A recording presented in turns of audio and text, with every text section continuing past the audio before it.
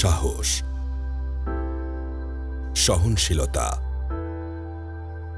আশার যাত্রা। জ্যোতি ছড়ানোর গল্প।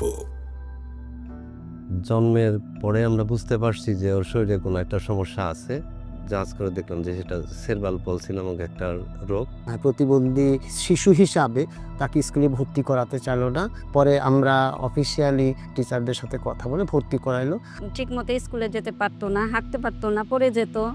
তারপরেও তাকে আমি আগ্রহ দেখাতাম যে তুমি ওঠো, স্কুলে যাও, পড়াশোনা করো, তুমি একটা ভালো পর্যায়ে যাইতে পারলে পরে তোমার জীবনে অনেক উন্নতি হবে। ও এইটাই তার সবসময় মনে রেখেছে যে না, আমাকে একটা কিছু করতে হবে।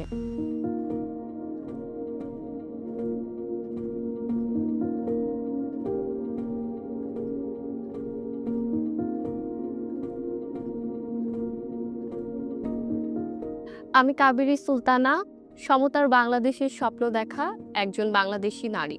জীবনে যতই বাধা আসুক সেটিকে পেরিয়ে সামনে এগিয়ে যাব, এটাই আমার প্রতিজ্ঞা। দেশটা তো আমাদের সবার, সবাই আপন আলোয় এগিয়ে যাব সামনে, বিকশিত হব আপন মেধায়, এটাই তো সবসময় চেয়েছি। এখানে আন্তঃবিভাগ সাংস্কৃতিক প্রতিযোগিতা হয়েছিল 2018 সালের দিকে।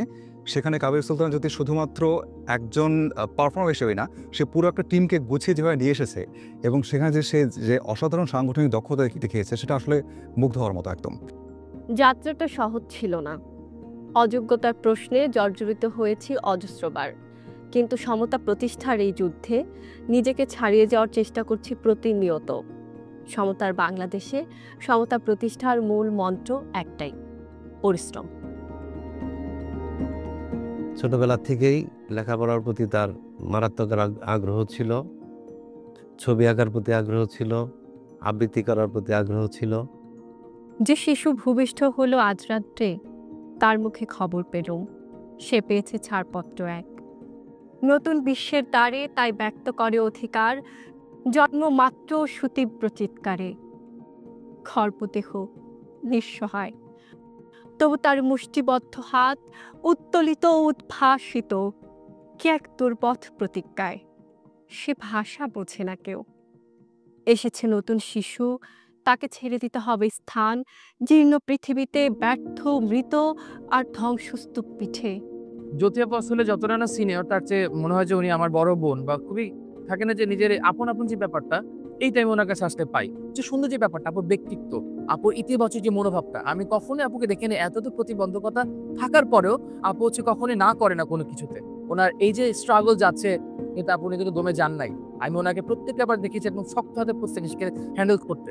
ছোটবেলাকে একটা সাজেশন দিচ্ছি যে কখনো কম্পিটিশনে যাবে না, চেষ্টা করবে যে তুমি যতটা পারো সেটা সঠিকভাবে করার চেষ্টা করবে, তাহলে তুমি পিছিয়ে থাকবে না। অনেক কঠিন সময় পার করেছে, তারপরও সে তার লক্ষ্যে স্থির ছিল, তার জন্য আমি গর্বিত।